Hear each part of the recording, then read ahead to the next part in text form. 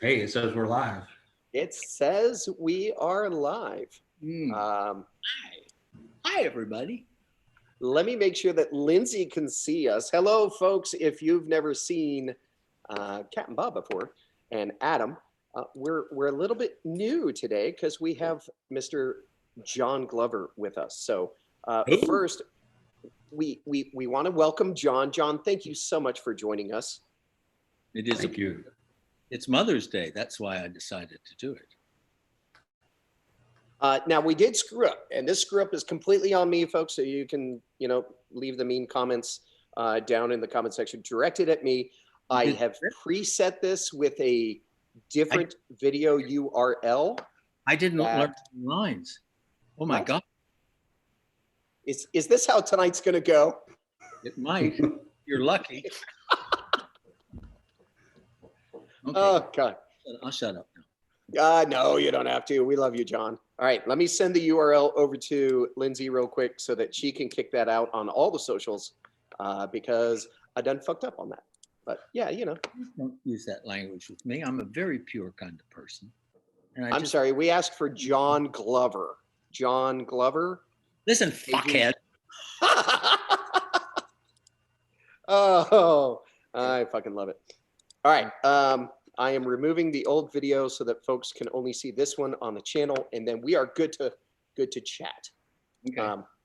Okay. So, John, first of all, thank you so much. Thank you for joining us. And Adam, I've talked to you a little bit about John, and you've seen the photos. Oh, the photos, John. We have so many photos.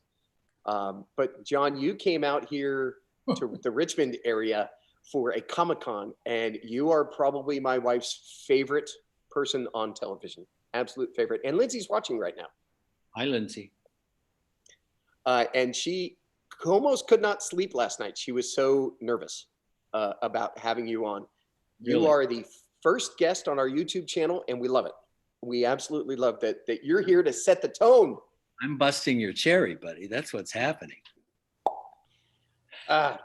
So if you're watching this and you're wondering, what the hell? Cat, Bob, and Adam normally talk to veterans, and we are vets. We're both combat vets. We're both pretty fucked up from being overseas.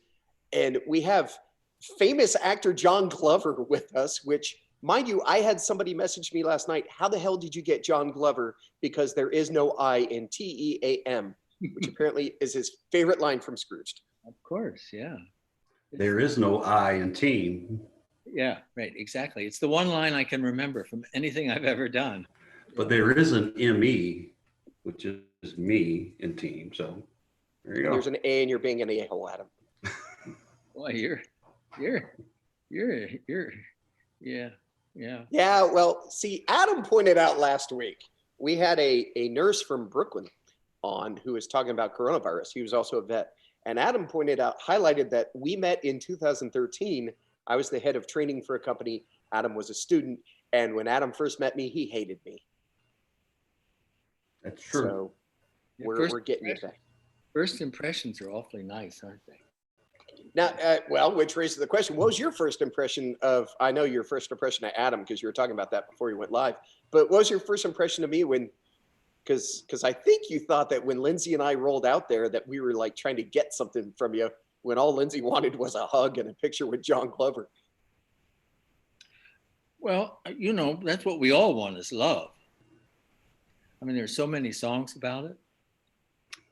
I'm not going to sing them because I sing off key, and I've been cleaning up all day, so I'm a little, but then it won't matter. I'll just. Okay, so then we need to ask, where are you right now? You're in California, but you're not from there. So how are you doing, John? Some days are good, some days are not so good. But I've been in this house alone for over 50 some days. So, I do go out to the grocery store. I go out to the drugstore sometimes, but the grocery store is the thing I do go out to. And I take hikes around the mountain. I live on a small mountain where there's not traffic. It's not on the way anywhere, so there's not a lot of traffic in the roads. So a lot of people come up to hike because you can get 25 feet from everybody and be safe. But we all have our masks on. And so I get my daily exercise that way. But I'm just, everybody that's out on the road or the path, I speak to, because I'm just so tired of being on my own for so long. Yeah. So we hear, and I mean, I've done a very, very minor bit of stage acting, a couple just local Charlottesville-based commercials, but Yeah. we hear about so many actors who are very introverted, introspective. They just kind of want to hide when they're not on stage, not on set. So to so many of them, they're thinking that this would be an ideal experience. But you're saying that's not necessarily the case? Well, we can't work. That's the ideal experience, is the work, doing the work. I mean, that's what most actors live for, is to get to create. But what this is giving us all, I think, at least me, is, I mean, time to think about things that are, it'll be interesting to see if sort of actors and artists' work deepens. Those actors and artists that have been stopped because of this, but just to, if they might go deeper into roles and things because of all this thought time that we've got right now. Who knows? I'm trying to make the most of it, not be miserable all the time. And it's all about my attitude. I read the New York Times in the morning and do a little weep, because it usually talks about the people that are doing really good jobs. I try and skip the government stuff where we don't want to get into that. And you can if you want, man. You're the guest. You can talk about whatever you want. I don't want to do that. I don't want to be a thing. I just want to figure out ways to survive and not be miserable during this crisis, or whatever you want to call it. There's so many things you can call it. But as I keep saying in my head, we're all in this together. And there are people who aren't in it together, who want to do other things. And it's how do we deal with that in a positive way? Because it's not going to get them to change, I don't think. So we're talking about it too much, and I just don't want to be depressed on Mother's Day. My mother died in she was 82, and it was a long while ago. And there's some days when I'm in this house in California. I grew up in Salisbury, Maryland, but I hear her wake me up in the morning. Just, it's time to get up, in her kind of Southern, come on, get up. And it happened today. It hadn't happened for a long time, but today on Mother's Day, she was there again to wake me up. And what it causes is I wake up and I think, my mother's got me up. This is so great. And then as I start to waking up, I'm thinking, it cannot be my mother. My mother is in the grave. But something happened, and she came down this morning, and there it was. She woke me up. See, I don't know how much of it's bullshit or what, but just by dealing with all this, there's a spiritual value to what we're doing in this wait to see if we're going to make it through. Well, it's funny that you say that, because you're talking to two guys who have been in places who have pretty much either thought or said that same exact sentence to our mates of, we're just waiting to see if we're going to make it through. Sometimes just make it through the next 5 minutes. Absolutely. I admire the two of you so much for what you were serving our country that way. It's amazing. And God bless you both. Well, we admire you paying your taxes, which gave us, quite a good income. I do want to highlight that we're on YouTube Live, and there are people in the chat right now. And if you are on YouTube Live and you have questions for John, by all means, throw them in the chat. But Yukiko is popping in. Lil Lisa is here. They both say hello, John. I'm not sure if you know Yukiko. You know these names? Yeah. From where, though? Yukiko and Lil Lisa, where are you from? We also have Diana, Lauren, Lindsay's in there. And she is working hard and getting more people into the chat because I effed up and sent out the wrong link. So we'll ignore that. We have someone named Dev who's in Russia, and it is 7:14 a.m. Hi, Dev. Yeah, she sends me lots of pictures, and she's beautiful. Well, sometimes not very well clothed. I mean, she's well clothed, it's just not like muchly clothed. All right, so moving forward, It's Deb has. Oh, it's beautiful. She knows. Well, I just want to make sure, there's a lot of veterans on this channel that, when you're talking about not clothed Russian women, they immediately are going somewhere else. On the Instagram then. Yeah, come on. Is that why you're on the Instagram? Oh, of course. Okay, Lindsay says John, that these are all Patreons from the Inside of You podcast with Michael Rosenbaum. Yukiko is in Japan right now. And Dev is in the chat. That's Diana Devana. Brings gifts before she'll bring us a gift and then buy something, like an autograph or something, for much too much money. Oh, I shouldn't be saying that, should I?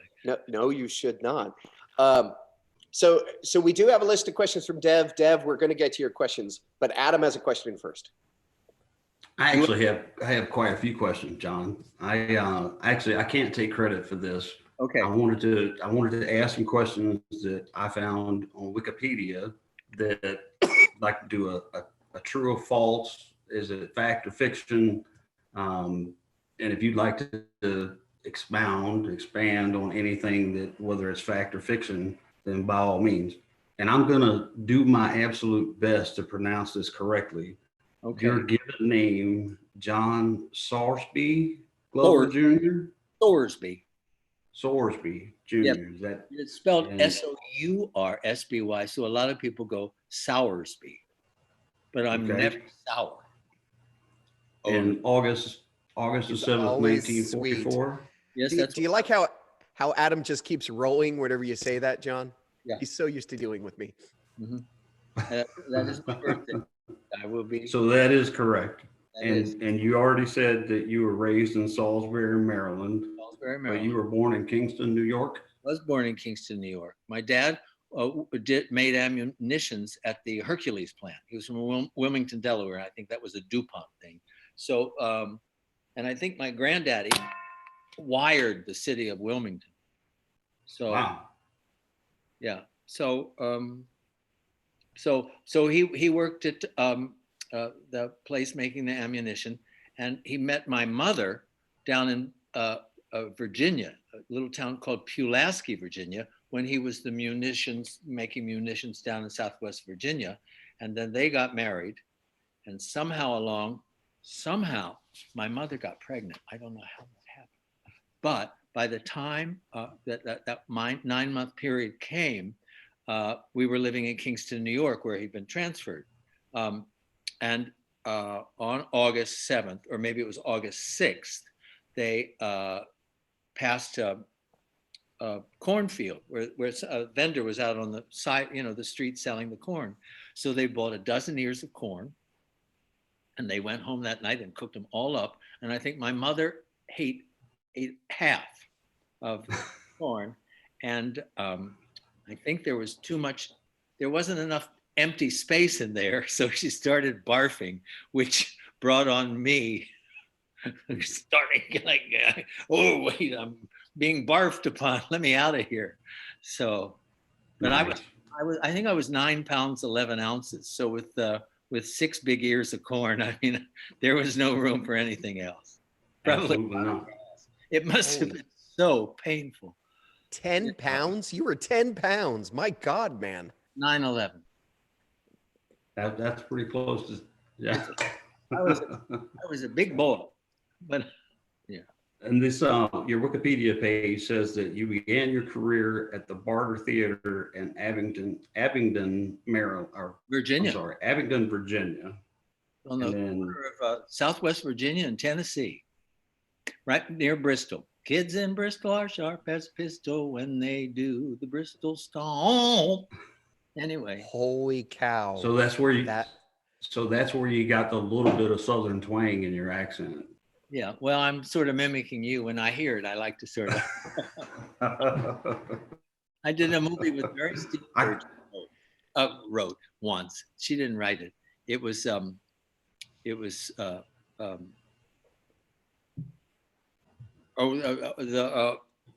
the one about Howard Hughes. Um, anyway, I can't remember names anymore. Melvin and what was the name of that movie? It was Jonathan Demme directed it. Anyway, there was a dinner for it, and she's this fun Southern girl, and I was like doing like my father did. About my father and mother were sort of like George Burns and Gracie Allen. My mother played sort of the dumb Southern one, and my dad would, be the guy that knew everything and everything. So I was sort of treating her like that in the middle of the dinner with all these. Jason Robards was there and everybody. She said, "Why is it people always think men always think because I'm Southern that I'm stupid?" I mean, I knew she was just trying to shut me up because this is how I learned to. I loved my father. I did love it. Try as I may, I cannot get rid of my Southern accent. Well, you shouldn't. It's just charming on you, and I bet you just use it to your advantage all the time, don't you, Adam? I absolutely do. Yeah. I scored a beautiful Yankee woman. So they want to take care of you, don't they? Yeah. Yeah. Another thing here says that you began your career in television playing a mentally disturbed kidnapper who kidnapped Joanne, the lead character on Search for Tomorrow. Mary Stewart on Search for Tomorrow. She was on it from the very beginning, and they had a lot of young people and everything. And Mary was an older woman, and they didn't have a strong plot for her, so they decided that she was going to be kidnapped. So they hired me to kidnap her, and it was very successful. They kept killing me and then bringing me back to life because I was so popular. And Mary loved me because we were having a good time together. Because it was great stuff. I'd try and starve her and everything, and wouldn't give her any food. And then once I baked her a cake, and there was this big, huge chocolate cake there that I was handing her. And she went to reach for it. I said, well, the thing of it is, though, is it's so frustrating because I can't remember whether I used it with this, which is the cake mix, or whether I made it with this, which was the rat poison. But go ahead and eat. We'll find out. I mean, stuff like that. It was really silly, but it was the 80s. So we got by. The 80s were a little bit silly. Yeah, they were. They were a little silly. I do want to mention that we have a lot of questions, and because you mentioned the 80s, I have to ask this question because I love this question, and it is from Dev, and it's about Gremlins 2. Yeah. How the scene with the paper shredder was my filmed. favorite scene. That's what she said. It's your favorite scene. Yeah. And how was it filmed? Well, they'd hooked up what was a paper shredder.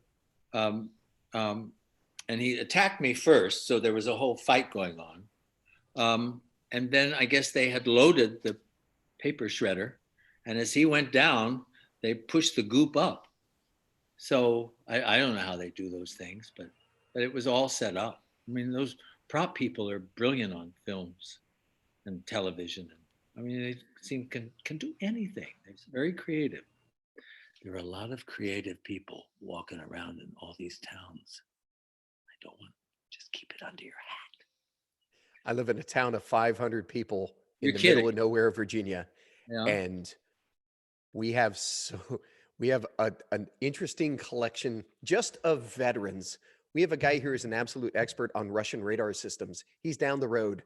Really? Another guy that's an expert on electro countermeasures.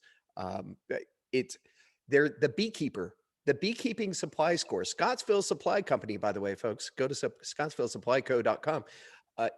Heather, who runs it, and I were in Afghanistan at the same time. I used to walk by her desk every day, and I had no idea who she is. And then we met here in this town of 500 people. It's a very, very, very small world. And speaking of small worlds, you also have Raj is in here, and hey, welcome, Jeff. And I think I'm saying hello to everyone that is popping in. It's a big Patreon party right now, because a lot of these guys are Patreon supporters of Rosie's Inside of You podcast. So they're all in here and just throwing a bunch of questions at you. But Adam has his hand over his face and he's giving me the finger, which means that I interrupted his question. Sorry, Adam. No, you didn't interrupt. That was actually the last question I had from Wikipedia. Most of the time you find something in there that's false, but everything that we found was true. So I'm pretty satisfied with your Wikipedia page. Okay. That's pretty amazing. Well, Raj is wondering, because he grew up right by Towson, Maryland. I guess you went to college in Towson, right? Yeah. Yep. He said it's not too far from me. Curious what places he remembers hanging out when he was in this area where John would go to hang out while in school. Are there any memories do what? Geno's Giant. There was a store. Yeah, it was like McDonald's, and then Gino Marchetti was a football player in the Baltimore Colts, and he started a place called Geno's Giant, which was like a thing to, like those hamburgers like McDonald's. So we didn't have much money. So a couple of us would go, my friend Diane and I would go up to Geno's, and we'd order 2 Geno's Giants, because that's what we could afford. And then when she was about to finish her Geno Giant, she would take a string of hair and pull it and put it into the bun and go back to the counter and say, "Oh, I've just finished this, but I just found hair in my Geno Giant." So they'd give her a whole new one. So we'd get like 1.5 a piece. That's amazing. Well, Raj knows Geno's, and Raj also met you at Richmond, and he's talking about the sliders. I apparently, Lindsay, we have to go up to Maryland, and we'll drag Adam with us. I mean, small burgers, little hamburgers. Yeah. I turned allergic to yeast, so I really don't eat things like that anymore. So Michael must have had all of the sliders that I couldn't eat. Does he have a nice little belly, Michael? Who? Rosenbaum? No, who's Michael with the sliders? Raj. Raj is talking about the sliders. Oh, Raj. Does he have a nice little belly? I don't know. Raj, do you have a nice little belly? I'm not giving you the link, the Zoom link to bring Raj in, because we were lucky enough to get on ourselves. If he eats a lot of sliders, he might have a nice little belly. Lisa is asking, and other people are asking me to ask her question, if I could please ask you, what was your favorite scene to film on Smallville with that bald Rosie guy? Some other actor, I think he was a supporting cast member, Rosen, something or other. Every scene with Michael Rosenbaum was memorable, and well, besides the fact that at some point you wanted to wring his neck because he wouldn't stop fucking around, but he would make it, he was playing a character that made people do like that. So, he very cleverly, we were all doing like that because he just would break a lot of the rules of etiquette, but it worked for all of us around him. He's a very smart actor. Yeah. At first, it took me a while to figure out what he was doing, but he just wanted to get under everybody's skin, because he was smart enough to know that if he really got under everybody's skin, you could see that. So we'd all be better. We hear so much about directors being volatile and explosive, and they yell at actors all the time, and that certain actors can get away with crap, certain ones can't. And I know, because we have a lot of vets watching, for us, it's kind of the same thing with commanding officers, since I kind of got fired from the Air Force for pulling that type of shit and pissing off the cap. Oh, I volunteered to get out, but it's because I really pissed off a major, and he was determined to ruin the rest of my career. And the Air Force was offering me a year's salary to get out. So I took the money and ran. John, if you don't know a whole lot about Bob, that absolutely sounds like something that would be true. The hell are you talking about, Adam? I am a sweetheart. Yes, you're a sweetheart, but you're a naughty boy. I am quite the naughty boy. Yeah, all right. There, you have to accept it. That's fine. You're a very nice naughty boy, and you do. Well, just want to highlight that my child is watching this live as well. Well, so that wasn't a bad thing to be naughty. Naughty and nice. You can be naughty and at the same time. But the bad part is when you hurt people, or when you make people insecure, or do something to try and get something. But if I mean, I'm figuring with this plague that we're doing, we don't have the right to be judgmental about anybody's behavior. We are under an incredible stress, a period of what stuff is going to happen to. I mean, we haven't had anything like this ever before. At least where people, I mean, maybe millions and millions of years ago, but this is scary because it's so. See, we can't be talking about this, but be judging other people for things that they do or feelings that they have is just wrong at any time, but especially now. I mean, we're under tension. We snap. We don't know what's going to happen, if we're going to lose a loved one, if somebody's going to die because of this thing. It passed for who knows why or how, but boy, it's tricky. We've got to keep our generosity going and our let people be.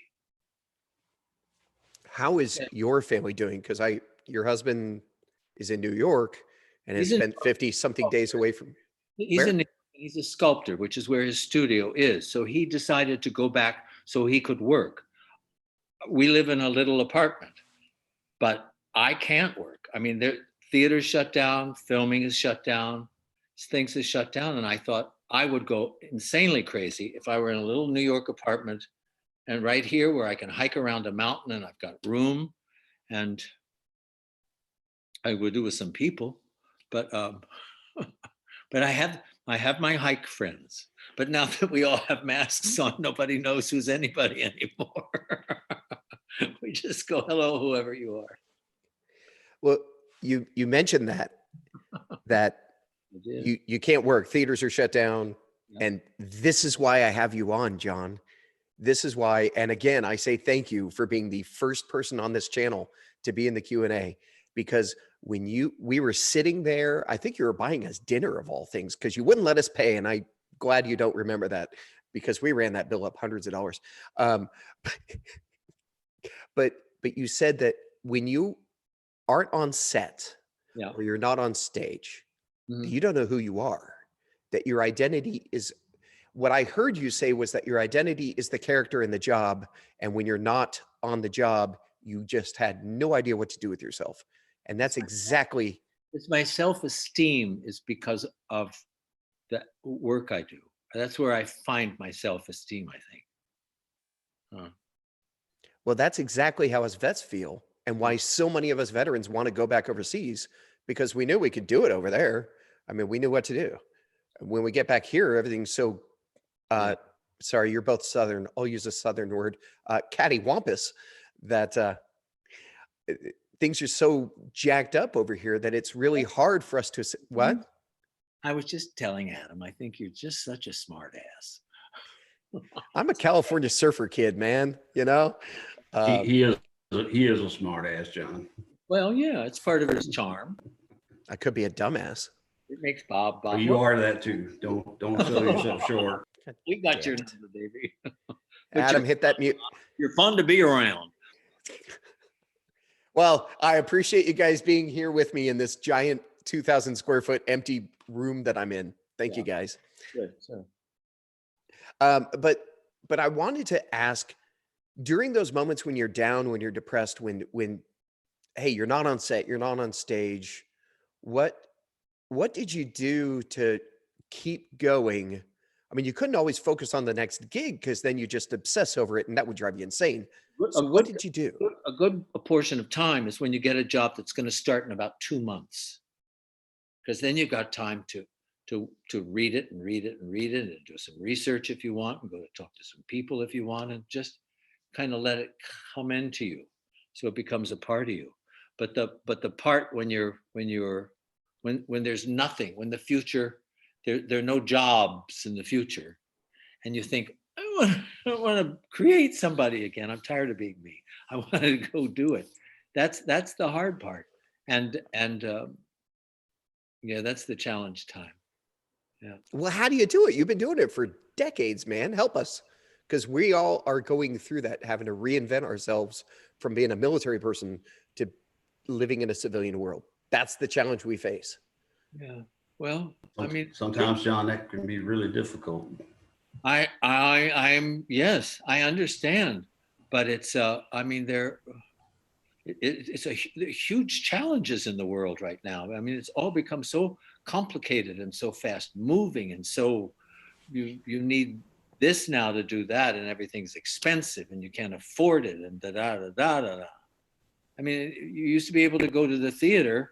Everybody used to be able to go to the theater. When I first started going to New York, going to Broadway shows, the top seats, which are now $300-400, were $7.50 to get a seat in the orchestra where you can really see good. And standing room was like $1.50. So you could stand in the back of all the chairs for $1.50 and see a Broadway show. I remember Promises, Promises. They didn't take my standing room ticket. So the next night I went back and used it again. So I saw it 2 times for $1.50. A great Broadway show. And now it would cost unbelievable. People can't really afford to go to the theater anymore. It becomes this event, this huge event that costs. So you pay your money for your babysitter, for your restaurant or whatever. You got $1,000. I mean, it could be like a $20 night to go to the theater to see a Broadway show. It's just getting harder and more expensive. And these are the challenges I guess we have to go through. But we've got to go through them because we don't want to be miserable all our lives. And we've got to help other people kind of break out of it too, but not too much. There's something about too much advice giving, you know. When you know people are depressed and you call them up and say, why don't you try this? And that's hard to take a lot of times. Like, you know, I don't need you to help me right now. Stop it. Because we're proud too. We're so human. It's hard to be human. We think too hard. We think too much sometimes. We're about the wrong things, I guess.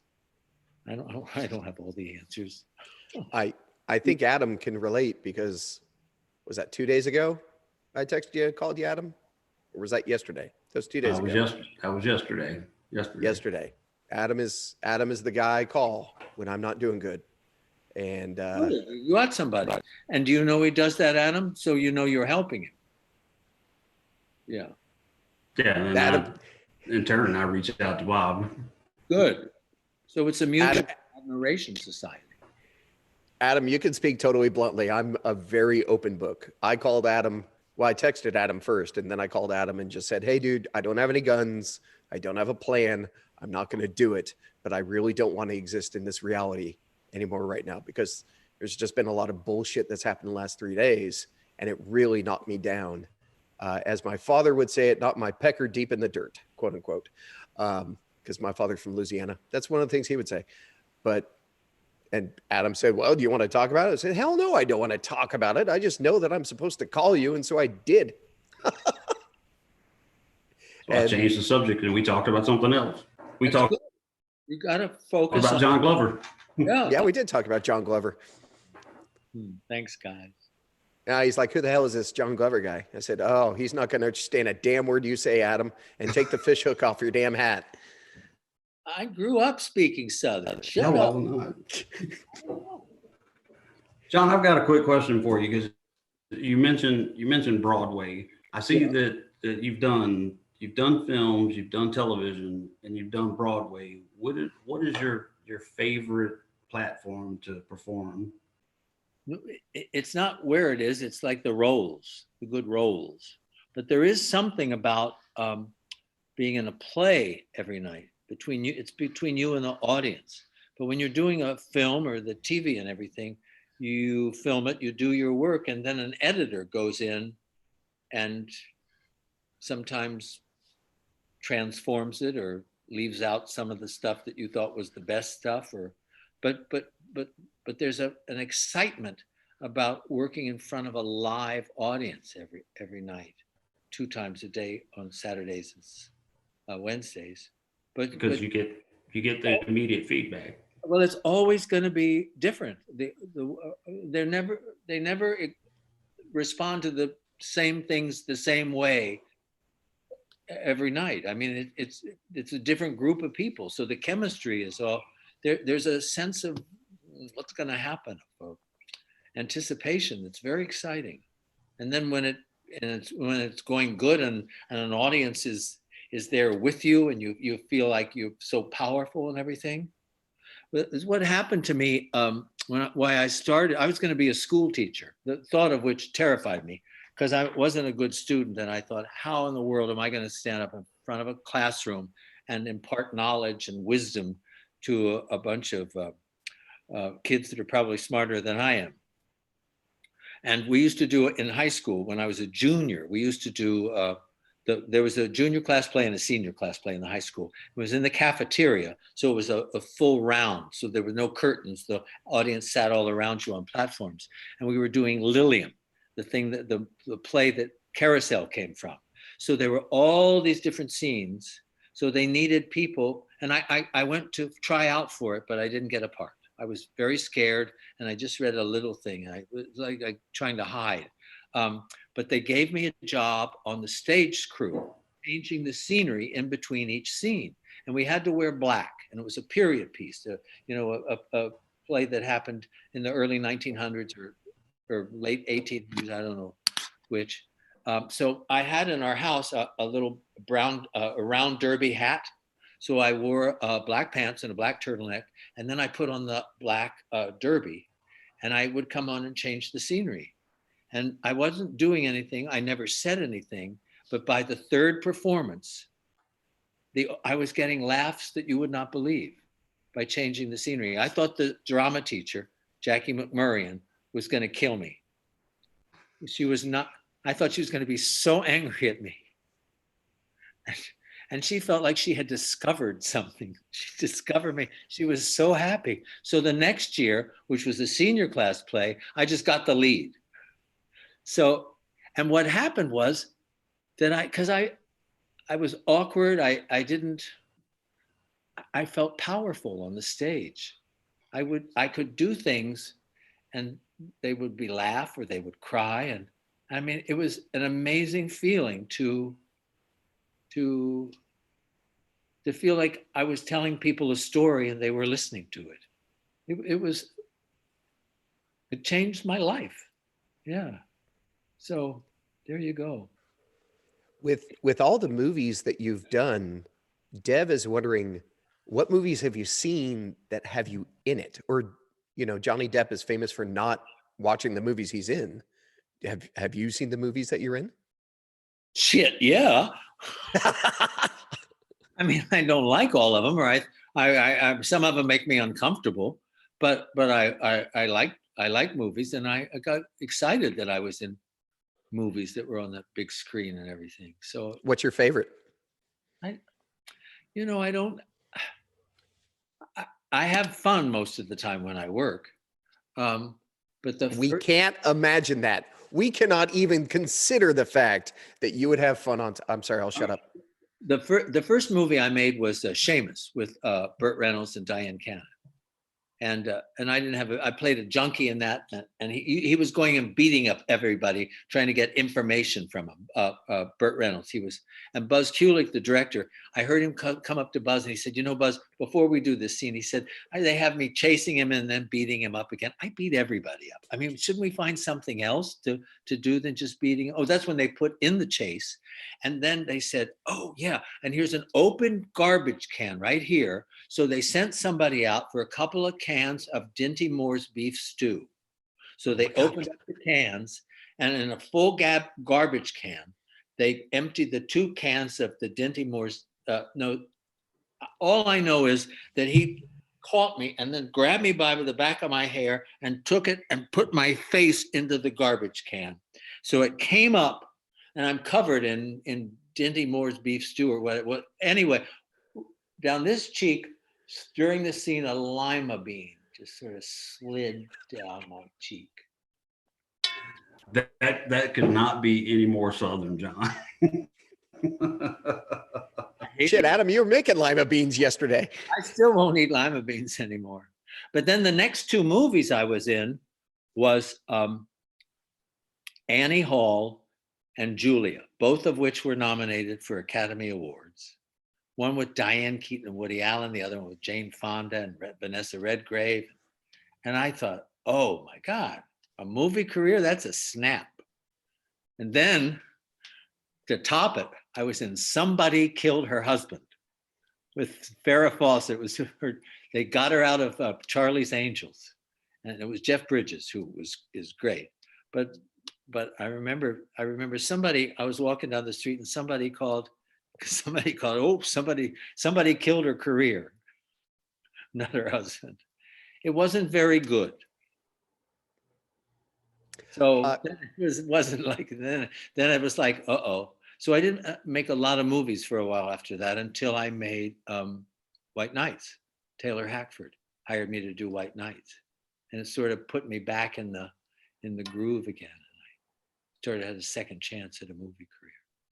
Do you find that you do, a bunch of movies at one time? You want to be on set in a glob, a bunch. I'm a professional interviewer, John. Can you fucking tell? I'm a linguist even. But it's, do a series of stage and then a series of movies or TV shows. My uncle is Joe Spano from Hill Street Blues, name drop. And he's done a lot of Broadway. But then when he does TV, he was on Hill Street for a while as that bumbling lieutenant. And then he would go do Broadway for a length of time, years, before going back to TV. Or do you try to mix in the both at the same time? I take what I'm given. I get offered a job. So if it's an interesting part and something that I like, I will do it depending. But I don't say, okay, now I'm going to do 10 films or 5 films. I just wait to get hired.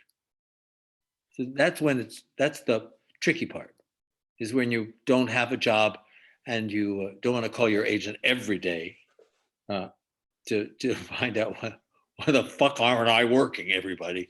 But it's always different. When Ella Fitzgerald died, there was an obituary for her in the New York Times, and it talked about her career and all the ups and downs that she had in it, that she would put out a record and nobody would buy it. But by the time she died, she was Ella fucking Fitzgerald. I mean, she was a legend. But I realized that she went through that period of not knowing, was she going to continue or be able to be popular or whatever. It's just it's the life journey that's the, oh man, it's amazing, but it can be so difficult.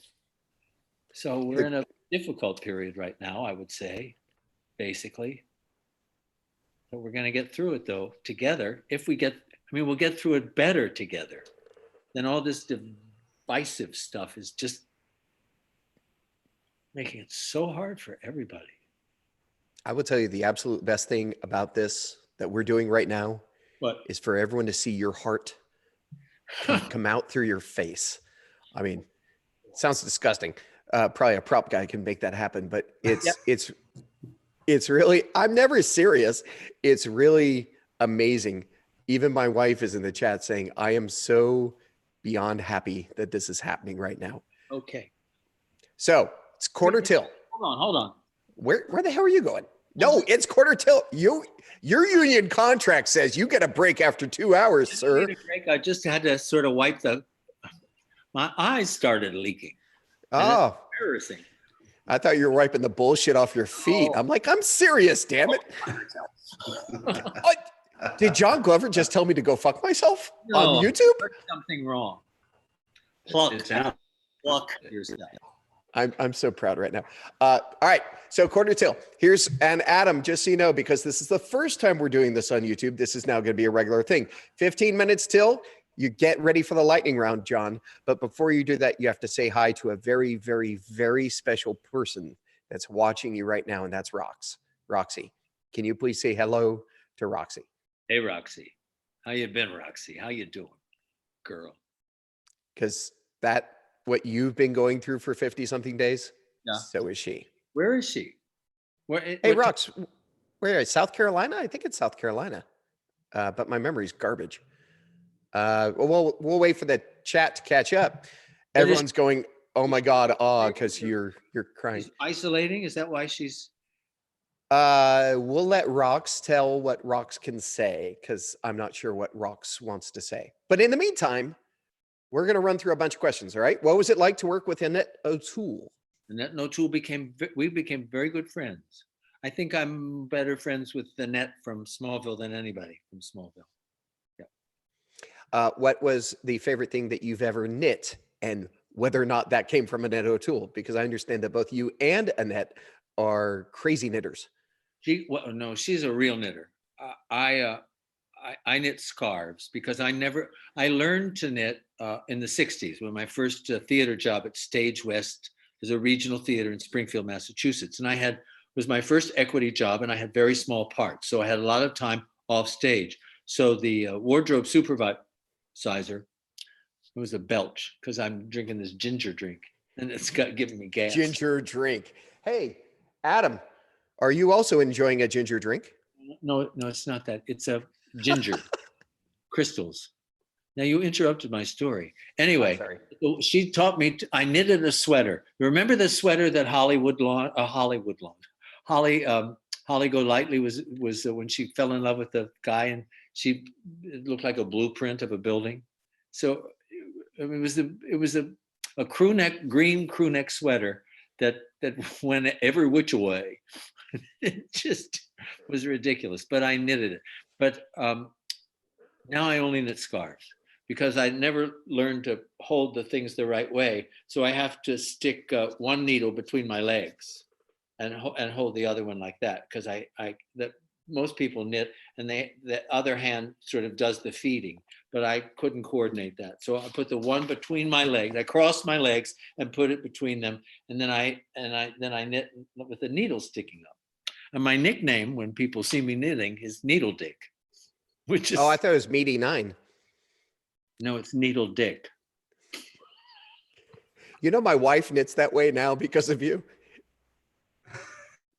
The thing between her legs? I call her Needle Dick.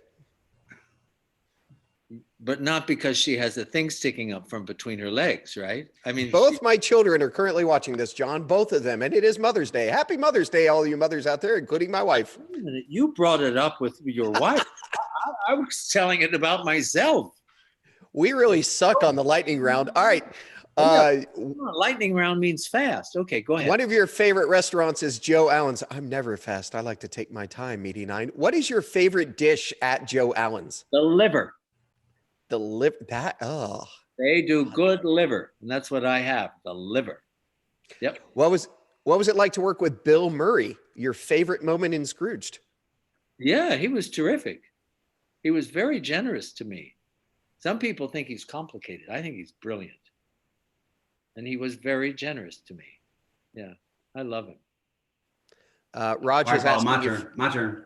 Oh, go ahead. We've got a guest that's asking a question. No, you always beat me. Go, Adam. He beats me. Stop whining. What was your favorite film to create, John? Well, the first one was, Julia. Well, not the first one, but it was Julia with Fred Zinnemann directed it, and Jane Fonda and Vanessa Redgrave, and I got to be. Jane Fonda knocked me out in that movie. I accuse her of being a lesbian. It says in the script, then she comes over and slaps me. And we rehearsed it together and everything, and she's coming over. I'm thinking, oh God, I forgot to tell her she could hit me really hard. And she hit me, and the chair, I went back. It seemed like it took about 3 minutes for me to go back in my chair. And I literally saw stars. So when I went to see the dailies, because Fred Zinnemann said, you should come and see these dailies. And I thought, oh, here comes the, wow, great. And it just was like, I just went back fast. But it was great. It was just, I didn't know anything. So I guess when ignorance was bliss, 'tis folly to be wise. But I mean, that's the memory I have that's the strongest. But I was in some other wonderful, wonderful movies that I had a great time doing. But that first one was just amazing. And the Woody Allen one was just weird because you only get to see the one little scene I was in. So I didn't understand what it was about. You know, I would like to be torn apart by wild puppies or something. Over the course of your career, what would you say has been your favorite character? And 52 Pickup, Elmore, a movie that John Frankenheimer directed that was from an Elmore Leonard book with Roy Scheider and Anne Margaret. And John Frankenheimer got, and I didn't know it was from a book. I just got offered a movie called 52 Pickup, and I called my dad to tell him, who was an avid reader. He loved mysteries, westerns, and history. And he said, and I said, what's the name? He said, 52 Pickup. He went, oh, Elmore Leonard, yeah. So I went and got the book. I thought, yeah. And I read it and reread it and reread it, and I found a really nice way in for this horrible man that had no heart, no conscience, but it was a great part to play. Wikipedia says, I'm cutting in on that one. Wikipedia says that you are one of the best villains on stage and screen. What do you personally take away from that? I mean, how do you feel about that? You played some, like in Shazam, the father was not a good father, as you said yourself, at GalaxyCon. Smallville, I mean, your own son throws you out a window. Oh, spoilers. But all these villainous roles that you've played, how does that make you feel? Because you're so happy. Well, they're the best parts. They move the action of the piece along. So you've got a role that's doing something. It's not a passive thing. It's just he's creating this chaos in people's worlds. That is, yeah, they're great parts. Crazy people and villains are fabulous. If the villain is really interesting, you know, and it's not just a cliche of twirling your mustache. Yeah, You must. There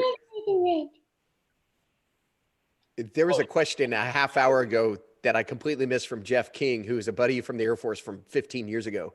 And he asked, what was it like working on Deep Space Nine? Well, that was fun.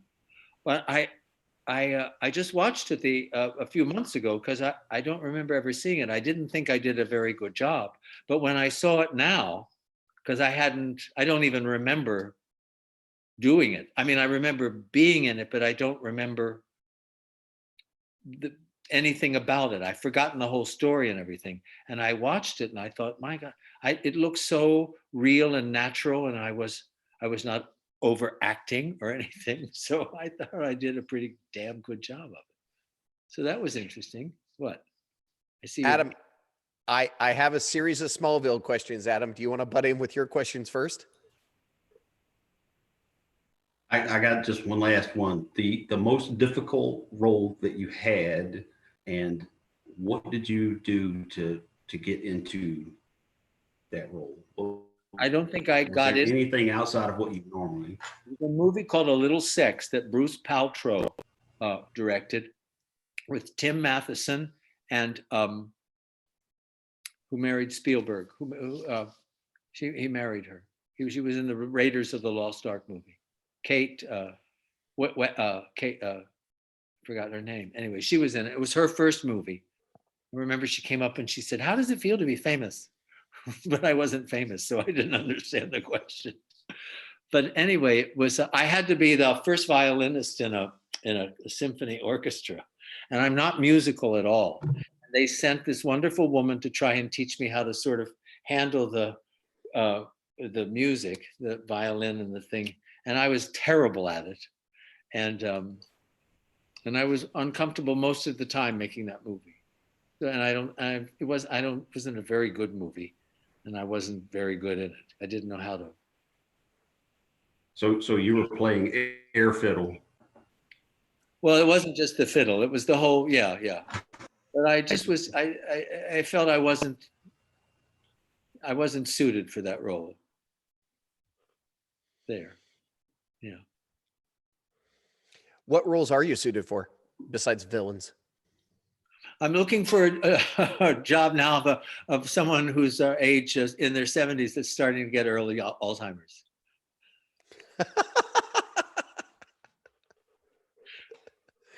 I'm laughing now, but I got to keep a sense of humor. Names and knees. They're the first to go. Yep. You're laughing now, but you'll forget that you laugh tomorrow, right? I'm an asshole. You know this.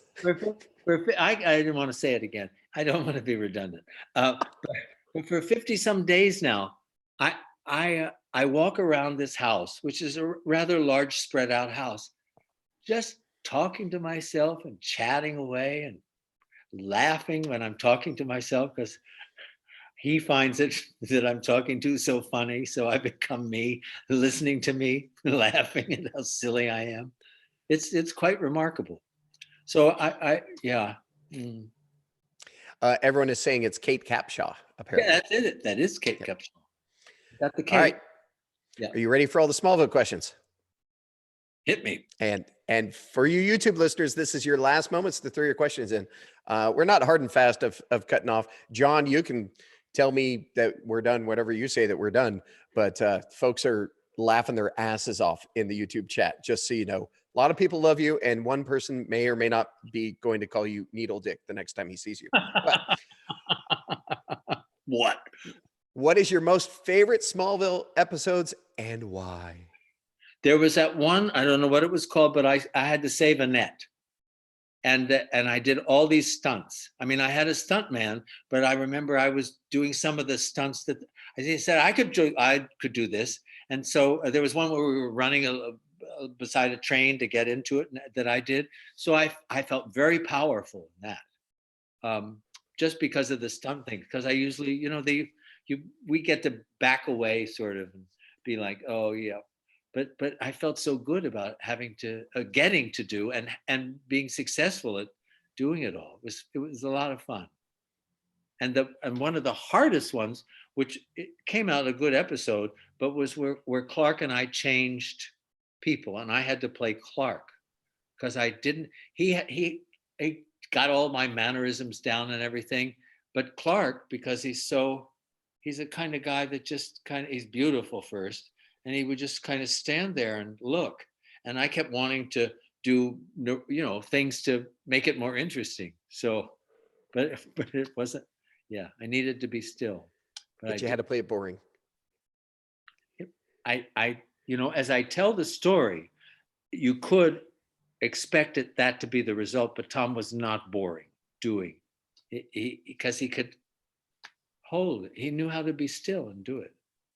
Just in case he wants to come on 6 months from now, I never said that he was. I never did. That was Adam.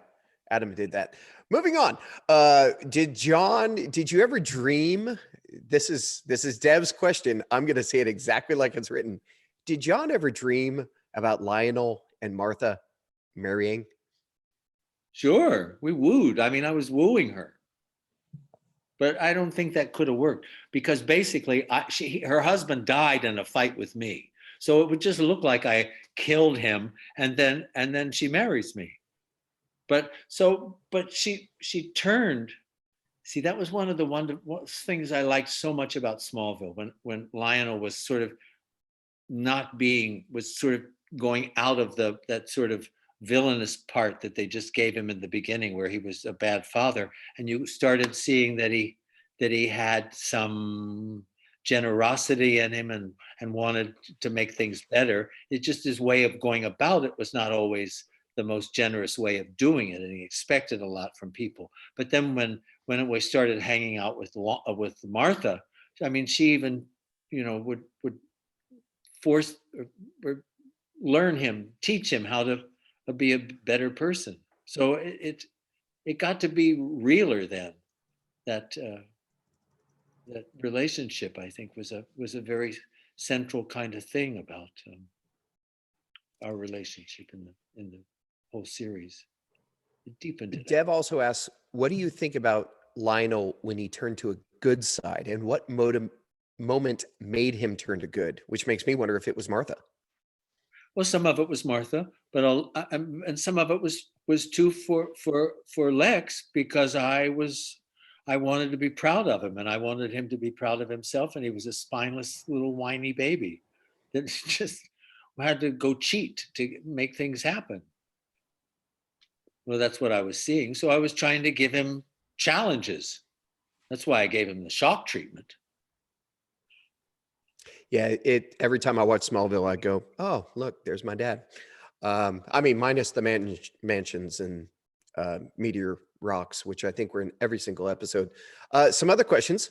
What is your favorite alcoholic beverage during quarantine? During what? During this quarantine, you've been in that house for 50 something days. What is your beverage of choice? A coconut water or a ginger ale. I have decided, since I've been all by myself for this many days and everything, that I haven't had any alcohol. I think it's better for me not to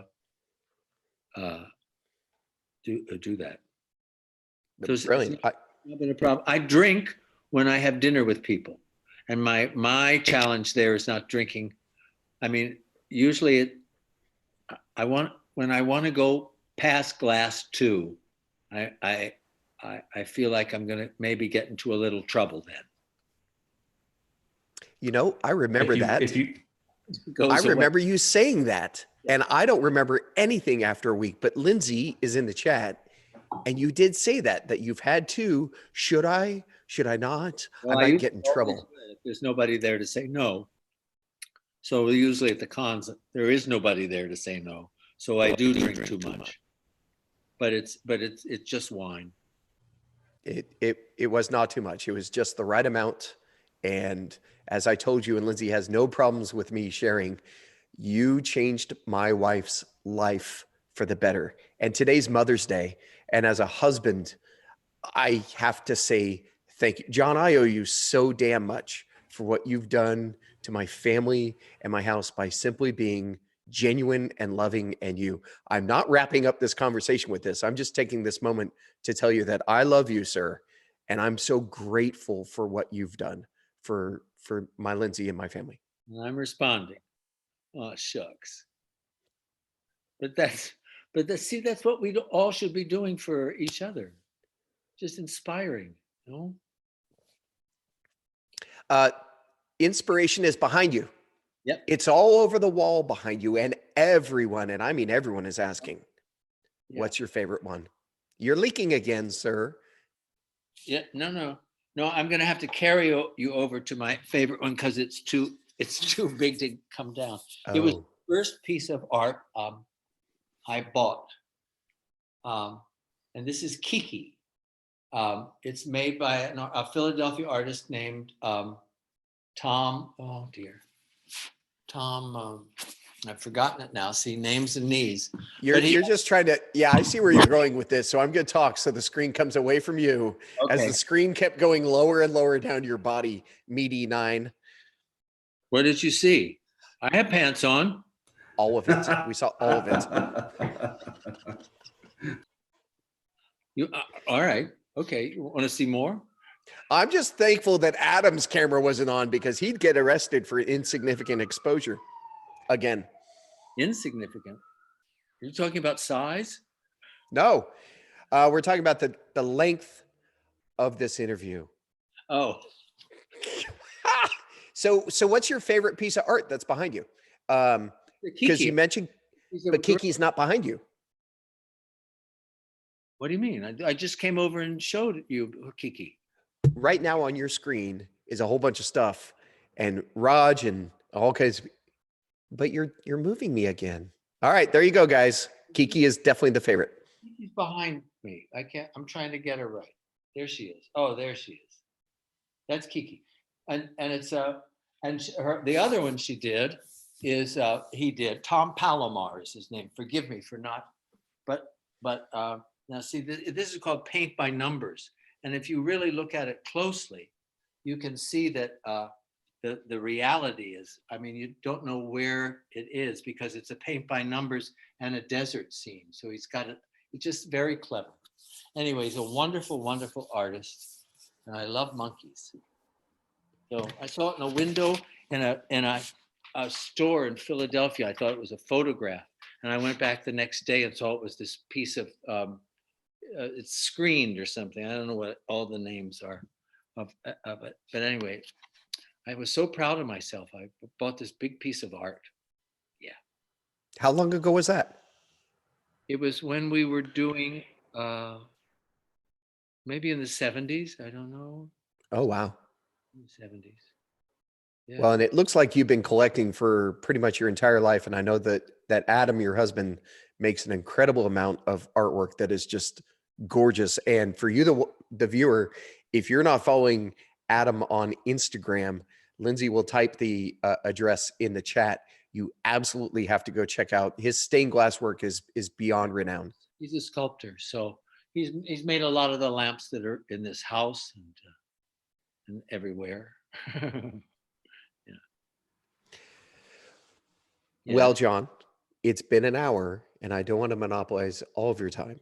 You know, in Baltimore, I think it was Ted Mack's Amateur Hour. They had a lot of accordions, and they all used to go. Do you know Ball Marie's? You know, they go that it's a really kind of rough sound. Their accent now, but they sang that song. They go, "So long, it's been good to know you. So long, it's been good to know you. So long, it's been good to know you." So there you go. That's a tune-up. Now every week I could just come on and do, or you could record that, and then at the end of all your podcasts, I just go, "So long, it's been good to know you. So long, it's been," and it's a really hard accent to do. Well, who was it told me the story that a guy, when a guy takes a new date out, you know, and for dinner, and to know that the dinner was successful, that he really succeeded in making his date happy, is when she's ready to finish the meal, and she takes her napkin and she goes like that and says, "Oh Christ, I'm bloated."